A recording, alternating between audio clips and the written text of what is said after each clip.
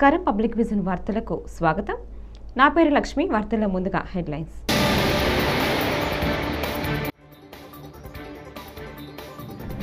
మహారాష్ట్రలో భారీ ఎన్కౌంటర్, 12 మంది మావోయిస్టుల హతం.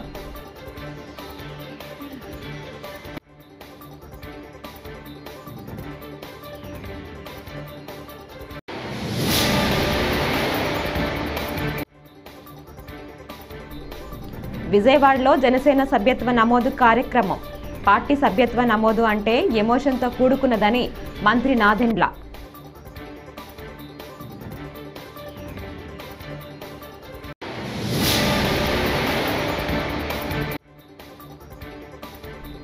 రాష్ట్ర ముఖ్యమంత్రి నారా చంద్రబాబు ప్రత్యేక హోదా సాధన కోసం శాసనసభ సమావేశాల్లో తీర్మానం చేయాలని మార్గాని భరత్ రామ్ డిమాండ్.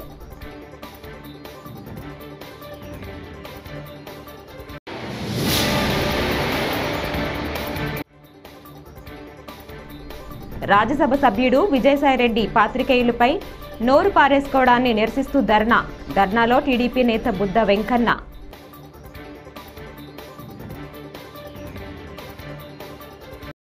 ఇక డీటెయిల్స్ చూస్తే మహారాష్ట్రలోని గడ్చిరోలిలో భారీ ఎన్కౌంటర్ జరిగింది.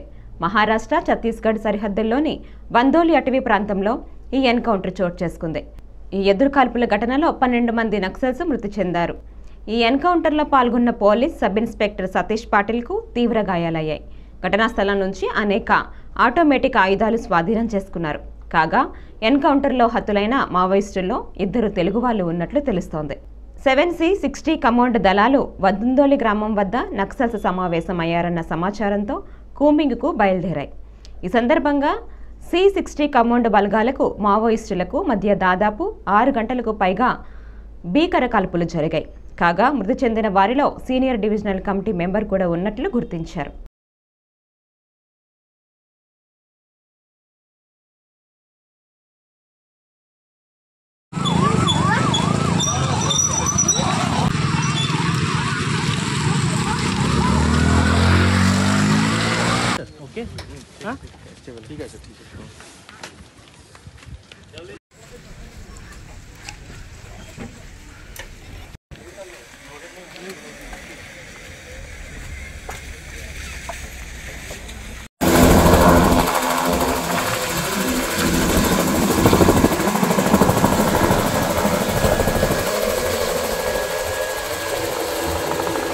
పార్టీ సభ్యత్వ నమోదు అంటే ఎమోషన్తో కూడుకున్నదని మంత్రి నాదెండ్ల మనోహర్ అన్నారు. విజయవాడలో జనసేన సభ్యత్వ నమోదు కార్యక్రమంకు ఆయన శ్రీకారం చుట్టారు. అనంతరం నాదెండ్ల మాట్లాడుతూ ప్రస్తుతం 6 లక్షల సభ్యత్వాలు ఉన్నాయని, ఈసారి 10 లక్షలకు దాటాలని పిలుపునిచ్చారు. ఈ నెల 28వ తేదీ వరకు ఈ కార్యక్రమాన్ని నిర్వహిస్తామన్నారు. తాము సభ్యత్వంతో పాటు 5 లక్షల బీమా ఇస్తున్నామని వెల్లడించారు. రాజగిరి సోమేశ్వరరావు గారిని పైకి రమ్మాలి.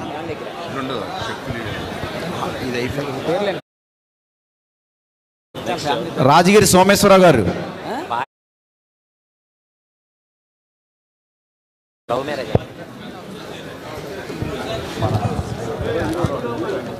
పవన్ కళ్యాణ్ గారి స్ఫూర్తితోటి ఇతర దేశాల్లో అవకాశాలు ఉన్నా కూడా మన దేశంలోనే ఎక్కువ సమయం కేటాయించి పార్టీ కోసం అంకిత భావం చేస్తున్న మన ఐటీ విభాగం అధ్యక్షుడు మిర్యాల శ్రీనివాస్ గారికి, స్థానికంగా ఉన్న వీర మహిళ రీజనల్ కోఆర్డినేటర్లకి, వివిధ విభాగాల సభ్యులకు, అదేవిధంగా విజయవాడ పట్టణ డివిజన్స్లో పోటీ చేసి కొంతమంది పార్టీ కోసం రాత్రింబవలు కృషి చేసి నిలబడిన వ్యక్తులు, వారితో పాటు ఈరోజు ఆ డివిజన్ అధ్యక్షులుగా ఉన్న ప్రతి ఒక్కరు కూడా మనస్ఫూర్తిగా విజయవాడ వెస్ట్ నియోజకవర్గంలో వాళ్ళందరినీ కూడా నేను అభినందిస్తున్నాను. నిజంగా చెప్పాలంటే క్రియాశీలక సభ్యత్వం ఒక ఎమోషన్. పార్టీతో మనం ఒక కుటుంబ సభ్యులుగా పవన్ కళ్యాణ్ గారు చేస్తున్న ప్రయాణంలో మన అడుగుజాడలు కూడా ఉండాలని, ఆయన చేసిన కృషిలో కొంతవరకు మనం ఏదో విధంగా భాగస్వాములు అవ్వాలని తపనతోటి రాష్ట్ర వ్యాప్తంగా ఎంతోమంది జన సైనికులు వీర మహిళలు నిల్చున్నారు. మొదటి సంవత్సరంలో ఆ రోజు కరోనా తీవ్రంగా ఉన్నప్పుడు 1,00,000 సభ్యత్వం చేయగలిగాం 2021లో. రాజ్యసభ సభ్యుడు విజయసాయిరెడ్డి పాత్రికేయులపై నోరు పారేసుకోవటాన్ని నిరసిస్తూ విజయవాడ ధర్నా చౌకలో గురువారం చేపట్టిన ధర్నాలో టీడీపీ నేత బుద్ధ వెంకన్న పాల్గొన్నారు. ఈ సందర్భంగా ఆయన మాట్లాడుతూ సభ్య సమాజం తలదించుకునే విధంగా విజయసాయిరెడ్డి వ్యాఖ్యలు ఉన్నాయని అన్నారు. తక్షణమే జర్నలిస్టులకు క్షమాపణ చెప్పాలని డిమాండ్ చేశారు. మా దగ్గరికి వస్తే బాబు నువ్వు వెళ్ళిపో అంటాం కానీ అరే నువ్వు వెళ్ళిపోని ఏ రోజు అన్నావు. ఎందుకంటే ఆ రిపోర్ట్లకు ఉన్నటువంటి విలువ ఇవాళ ప్రపంచ దేశాల్లో ఇంకా అవినీతికి తావు లేకుండా కొన్ని చోట్ల ఉన్నా లేదా ప్రపంచం ఇలా నడుస్తున్నా దానికి కారకులు జర్నలిస్టులు. దీన్ని డంకా బజాయించి చెప్తున్నా నేను. ఎందుకంటే ఏ అధికారైనా ఏ నాయకుడైనా తప్పు చేయాలంటే అమ్మో పేపర్లో రాస్తారేమో, అమ్మో ఛానల్లో చూపిస్తారేమో అని భయపడే రోజులు ఇవి. భయపడమంటే ఒళ్ళు జాగ్రత్త పెట్టుకొని పనిచేసే రోజులు. అలాంటి వాళ్ళు నువ్వు బెదిరిస్తావే. విజయసాయిరెడ్డి నువ్వు దీనికి మూల్యం చెల్లించక తప్పదు. మేము చెప్తున్నాం, విజయసాయిరెడ్డి అనే వ్యక్తిని వార్తలు ప్రతి ఒక్కరు కూడా నలుగురిని అన్నారు, మనం అనలేదు కదా అని మిగతా ఛానల్ వాళ్ళు చూపించకుండా ఉండడం పొరపాటు. వాళ్ళు కూడా విజయసాయిరెడ్డిని వార్తలు చూపించకుండా పక్కన పెట్టాల్సినటువంటి అవసరం ఉంది. విజయసాయిరెడ్డి వార్తలు కానీ టీవీలో పేపర్లో ప్రచారం అవ్వకపోతే ఈ విజయసాయిరెడ్డి కనుమరుగైపోతాడు. కాబట్టి దయచేసి సోదరులారా, మిగతా ఛానల్ వాళ్ళు మిగతా పేపర్ వాళ్ళు కూడా విజయసాయిరెడ్డి వాళ్ళు అన్నాడు, రేపు మిమ్మల్ని అంటాడు, మీరు కూడా వాస్తవాలు రాస్తారు ఇవాళ రేపు రాసినప్పుడు మిమ్మల్ని కూడా అంటాడు. కాబట్టి వాళ్ళని అన్నారు మమ్మల్ని అనలేదు అనకుండా మీరు కూడా విజయసాయిరెడ్డిని బాయ్కట్ చేయండి. అవసరమైతే విజయవాడ వచ్చినప్పుడు విజయసాయిరెడ్డికి మీరందరూ కూడా నిలదీయండి. నేను నా సైన్యంతో వచ్చి వాడికి బుద్ధి చెప్తాను. నేను ఇది ఏదో వ్యక్తిగతంగా మీ ఛానల్లో దీని గురించి కాదు, జర్నలిస్టుల విలువలు కాపాడడానికి ఇవాళ ఈ రాష్ట్రం కానీ దేశం కానీ ప్రపంచం కానీ ఒళ్ళు దగ్గర పెట్టుకుని పనిచేస్తున్నారంటే మీ జర్నలిస్టుల వల్ల. కాబట్టి విజయసాయిరెడ్డికి తగిన పొరపాటు నేర్పాల్సిందని తెలియజేస్తారు. రాష్ట్రంలో ఇటీవల జరిగిన అత్యాచార ఘటనల నేపథ్యంలో వైసీపీ ఎమ్మెల్సీ వరదు కళ్యాణి కూటమి ప్రభుత్వంపై ధ్వజమెత్తారు. ఆడపిల్లల పట్ల అనుచితంగా ప్రవర్తిస్తే వారికి అదే చివరి రోజు అని ప్రకటించారని, గంజాయి మీద ఉక్కుపాదం మోపుతామని స్టేట్మెంట్ ఇచ్చారని వెల్లడించారు. 40 రోజులైంది. రాష్ట్రంలో శాంతి భద్రతలు ఏ విధంగా ఉన్నాయో మనందరం చూస్తూ ఉన్నాం. అత్యంత దారుణంగా మహిళలకి రక్షణ లేని పరిస్థితి మనకు కనిపిస్తూ ఉంది. రోజుకొక సంఘటన. గత 2-3 రోజులుగా అయితే రోజుకి 2-3 దారుణమైన సంఘటనలు మనం చూస్తూ ఉన్నాం. నిజంగా రాష్ట్రంలో ఉన్న ఆడపిల్లల తల్లిదండ్రులు భయపడిపోయే పరిస్థితి, తమ బిడ్డల్ని బయటికి పంపాలంటే భయపడిపోయే పరిస్థితి. ఇంతగా లా అండ్ ఆర్డర్ దెబ్బతినడానికి కారణం అర్థం కావట్లేదు. ఎంత దారుణంగా ప్రభుత్వం ఆడపిల్లలకి రక్షణ ఇవ్వడంలో వైఫల్యం చెందింది మనం అర్థం చేసుకోవచ్చు. అసలు నంద్యాల జిల్లాలో ముచ్చిమర్రిలో అయితే ఇన్ని రోజులు ఇంచుమించు 12 రోజులైనా కూడా ఆ ఆడబిడ్డ మృతదేహాన్ని కనిపెట్టలేకపోయారు అంటే ప్రభుత్వం తాలూకా చేతకానితనం మనకు క్లియర్గా అర్థమవుతూ ఉంది. కనీసం ఈ రోజు కూడా ముఖ్యమంత్రి గారు కానీ, డిప్యూటీ సీఎం గారు కానీ, హోమ్ మినిస్టర్ గారు కానీ, మంత్రులు కానీ ఎవరు ఆ కుటుంబానికి పరామర్శకు వెళ్ళలేదంటే ఎంత దారుణం వైఫల్యం, ఎంత దారుణమైన నిర్లక్ష్యం మనకు అర్థం అవుతూ ఉన్న పరిస్థితి మనం చూసాం. అలాగే తీసుకుంటే ఈ కూటమి ప్రభుత్వం అధికారంలోకి వచ్చిన దగ్గర నుంచి కూడా బుల్డోజర్ సంస్కృతి, బుల్డోజర్లతో వైఎస్ఆర్ కాంగ్రెస్ పార్టీ ఆఫీసుల్ని అలాగే వైఎస్ఆర్ కాంగ్రెస్ పార్టీ నాయకుల తాలూకా బిల్డింగ్స్ని కొట్టడం మీద దృష్టి పెడుతూ ఉన్నారు కదా. మరి ఆడపిల్లల్ని ఎంత దారుణంగా హత్యలు అత్యాచారాలు చేస్తున్న వాళ్ళ మీద ఈ బుల్డోజర్స్ని ఎందుకు ఉపయోగించడం లేదు అని నేను అడుగుతూ ఉన్నాను.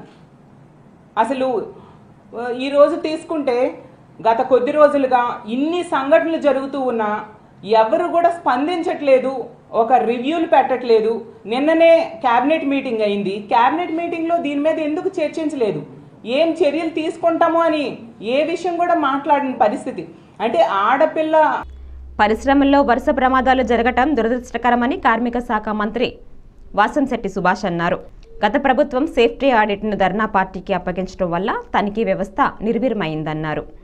సేఫ్టీ ఆడిట్లో ఇకపై ప్రభుత్వ నిఘా ఉంటుందని వెల్లడించారు. అలాగే ఇసుక గురించి, నిరుద్యోగం గురించి మాట్లాడటం జరిగింది. మరి ఇసుక గురించి జగ్గిరెడ్డి గారు మాట్లాడుతుంటే దెయ్యాలు వేదాలు వెల్లించినట్టుంది. ఎందుకంటే గత ప్రభుత్వంలో ఇంచుమించు 5 సంవత్సరాలు కూడా తూర్పుగోదావరి జిల్లాలో ఇసుక మాఫియాను గుప్పిట్లో పెట్టుకుని కొన్ని కోట్లు సంపాదించింది జగ్గిరెడ్డి గారు. మరి ఆయన ఇసుక గురించి మాట్లాడుతూ ఉన్నారు. చంద్రబాబు నాయుడు గారు గత ఎలక్షన్లో హామీలు ఇచ్చిన విధంగానే ఉచిత ఇసుక అనేది ప్రవేశపెట్టడం జరిగింది. అది ఆయనకి అవగాహన లేనట్టుంది. గత ప్రభుత్వంలో 10 టన్నులని 50,000కి పైబడి అమ్ముకోవటం, అదేవిధంగా ఈ ఇసుక మాఫియా పూర్తిగా గుప్పిట్లో పెట్టుకుని భవన నిర్మాణ కార్మికులకి తీవ్ర అన్యాయం చేశారు. సుమారు 30 లక్షల మంది భవన నిర్మాణ కార్మికులు తిండి లేక, పనులు లేక అలమటించి చాలామంది చనిపోవడం కూడా జరిగింది.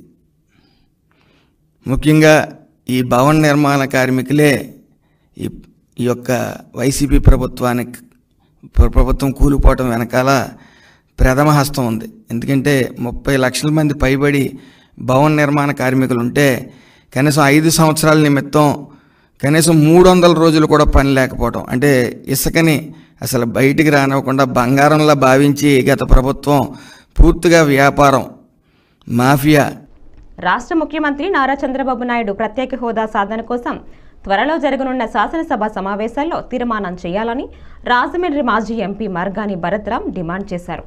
గురువారం ఆయన కార్యాలయంలో ఏర్పాటు చేసిన విలేకరుల సమావేశంలో మాట్లాడుతూ ఆంధ్రప్రదేశ్ ఎంపీల సహకారంతోనే కేంద్రంలో బీజేపీ ప్రభుత్వం పరిపాలన సాగిస్తోందని, ప్రత్యేక హోదా సాధించేందుకు జరగనున్న శాసనసభ సమావేశాల్లో తీర్మానం చేయాలని డిమాండ్ చేశారు. తెలుగుదేశం చీఫ్ చంద్రబాబు నాయుడు గారు 18 ఎంపీలు ఉన్నాయి. మరి ప్రత్యేక హోదా గురించి ఎందుకు మీరు డిమాండ్ చేయట్లేదు? ఖచ్చితంగా ప్రత్యేక హోదా ఇచ్చేటట్టయితే మా పార్టీ ఎంపీల యొక్క మద్దతు కూడా ఉంటుంది కదా, ఎందుకు చేయట్లేదని ప్రశ్నిస్తూ ఉన్నాం. దీనిపైన ఒక్కసారి ఆంధ్రప్రదేశ్ రాష్ట్ర ప్రభుత్వము, ముఖ్యమంత్రి చంద్రబాబు నాయుడు గారు దీనిపైన పునరాలోచన చేసి ఖచ్చితంగా రేపు జరగబోయే బడ్జెట్ సమావేశాల్లో దీన్ని తీర్మానం చేసి, మీరు ఎలాగ అసెంబ్లీలో పెడుతున్నారు కదా 22వ తారీఖు నుంచో, అసెంబ్లీలో తీర్మానం చేయండి. ఆంధ్రప్రదేశ్ రాష్ట్రానికి ప్రత్యేక హోదా ఇచ్చి తీరాలి అని తీర్మానం చేసి కేంద్ర ప్రభుత్వానికి పంపించండి. రాష్ట్ర హైకోర్టు ఆదేశాల మేరకు అనంతపురం ఉరవకొండలో లీగల్ సర్వీసెస్ అథారిటీ ఆధ్వర్యంలో గురువారం ద్విచక్ర వాహనదారులకు హెల్మెట్ ధారణపై అవగాహన కల్పించేందుకు 1K వాక్ కార్యక్రమం నిర్వహించారు. స్థానిక సివిల్ కోర్టు న్యాయమూర్తి దుర్గా కళ్యాణి పాల్గొన్నారు. స్థానిక కోర్టు వద్ద నుంచి టవర్ క్లాక్ వరకు 1K వాక్ ర్యాలీ నిర్వహించారు. ఉన్నత న్యాయస్థానం ఆదేశాల మేరకు హెల్మెట్ వాడకంపై ఈ కార్యక్రమం చేపట్టామని తెలిపారు.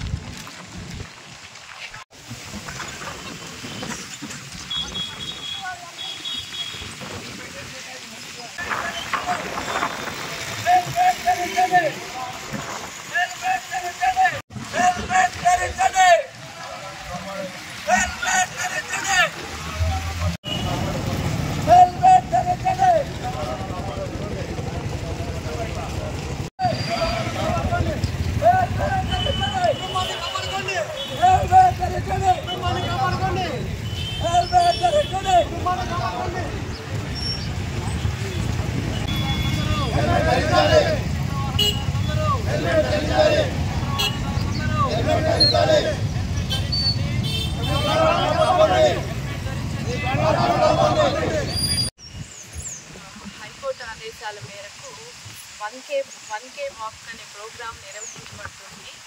దాని యొక్క ఇంపార్టెన్స్ ఏంటి అంటే అందరూ కంపల్సరీగా హెల్మెట్ ధరించాలి అనే ఉద్దేశంతో వాళ్ళ ఫ్యూచర్ని అంటే అందరూ బండ్లు తోలే వాళ్ళందరూ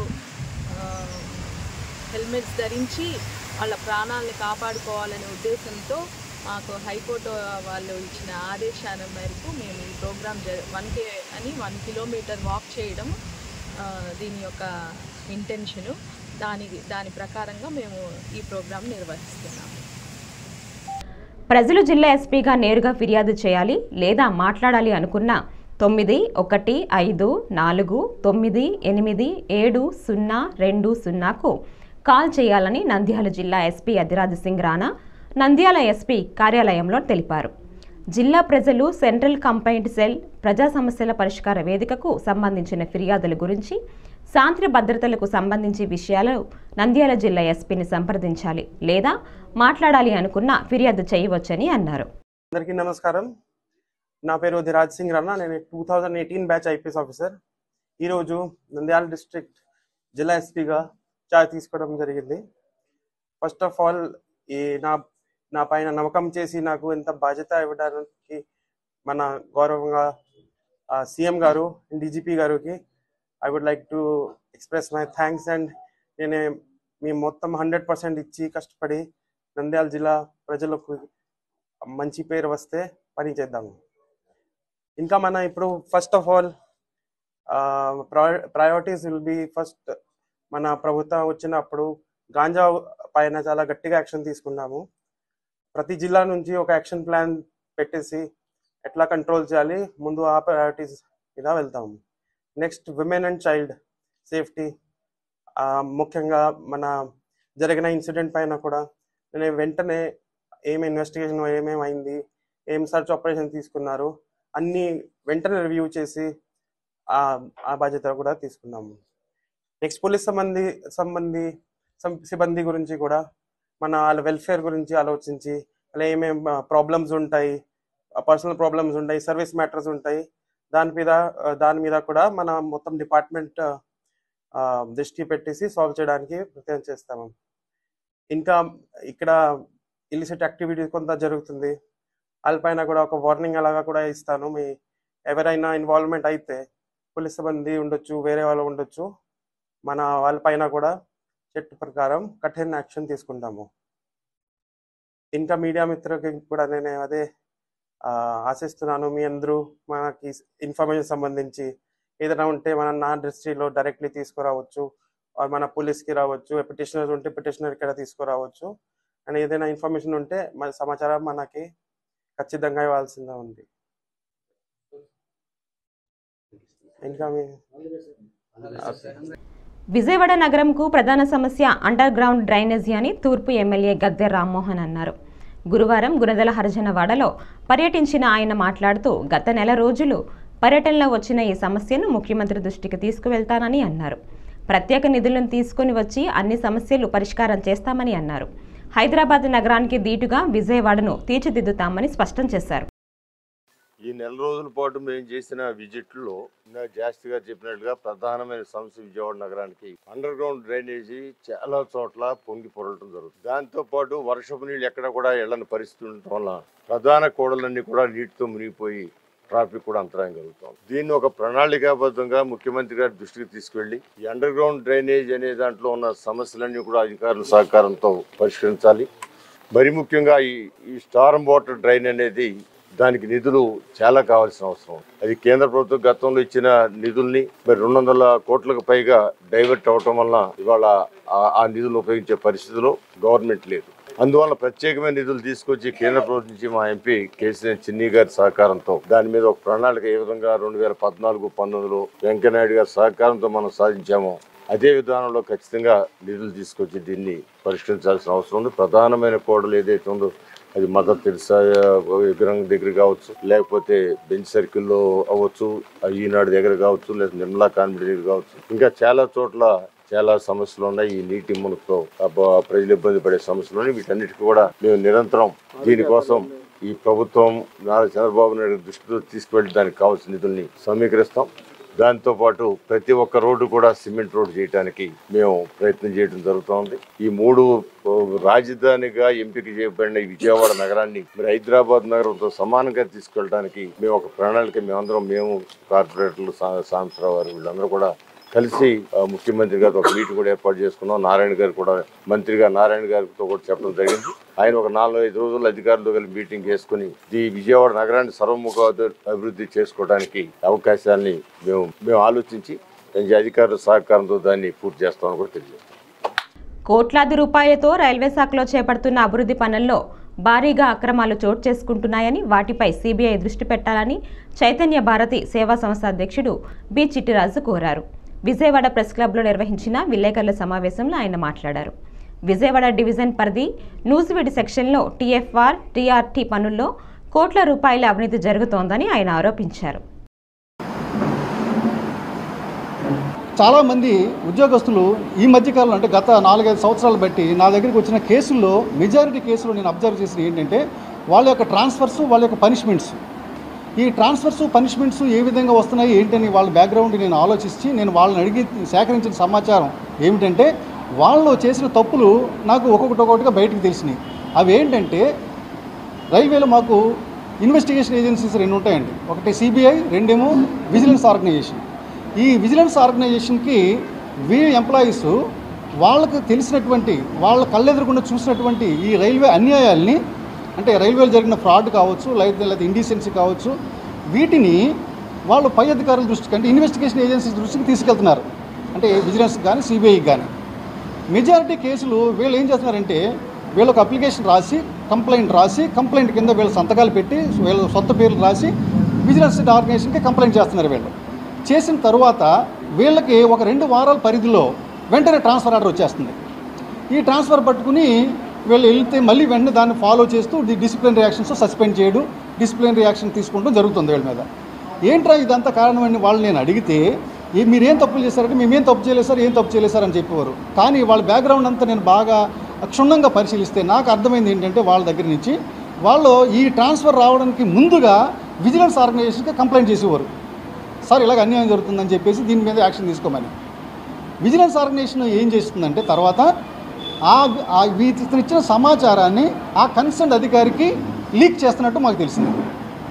ఎప్పుడైతే ఆ కన్సర్న్ అధికారికి లీక్ అయిందో, అతని మీద ఫిర్యాదు వెళ్ళినట్టు తెలిసిందో, వెంటనే అధికారి ఏం చేస్తున్నాడు, ఇతని కింద పనిచేసి ఉద్యోగే కనుక వెంటనే ఇతన్ని బదిలీ చేసేస్తున్నాడు. ఇటువంటి బదిలీలు ఈ మన విజయవాడ డివిజన్లో చాలా ఎక్కువగా జరిగినాయి. అవి నా నోటీస్కి వచ్చినాయండి అవన్నీ కూడా. పుంగనూరులో ఎంపీ మిథున్ రెడ్డిపై టీడీపీ శ్రేణులు దాడులకు పాల్పడ్డాయి. మాజీ ఎంపీ రెడ్డప్ప నివాసానికి మిథున్ రెడ్డి రాగా రెడ్డప్ప ఇంటిపై టీడీపీ శ్రేణులు రాళ్ల దాడికి దిగాయి. టీడీపీ దాడిలో గాయపడ్డ నేతలతో మిథున్ రెడ్డి సమావేశం జరుగుతుండగా పచ్చమూకలు రెచ్చిపోయాయి. రాళ్లతో దాడులకు తెగబడ్డాయి. రెడ్డప్ప ఇంటిని చుట్టుముట్టిన టీడీపీ గుండాలు మీడియా ప్రతినిధులపై రాళ్లతో దాడి చేశారు. రెడ్డప్ప ఇంటి వద్ద టీడీపీ కార్యకర్తలు యుద్ధ వాతావరణాన్ని సృష్టించారు.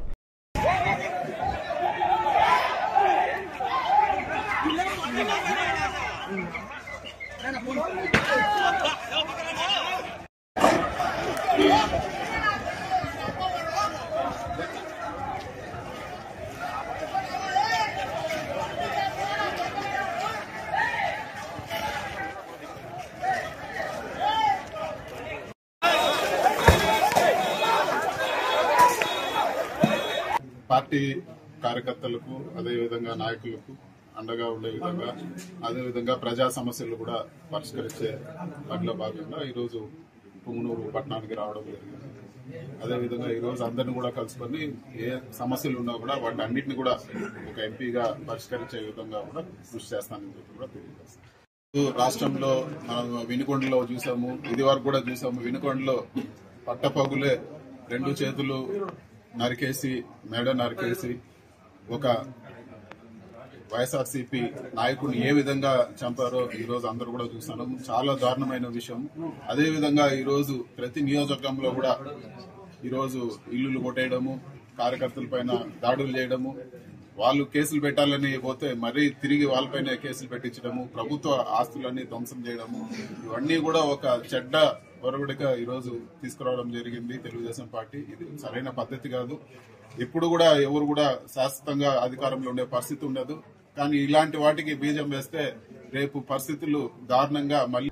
దిగ్విజయంగా జనసేన పార్టీ క్రియాశీలక సభ్యత్వ నమోదు కార్యక్రమం నిర్వహిస్తున్నట్లు కాకినాడ రూరల్ ఎమ్మెల్యే పంతం నానాజీ పేర్కొన్నారు.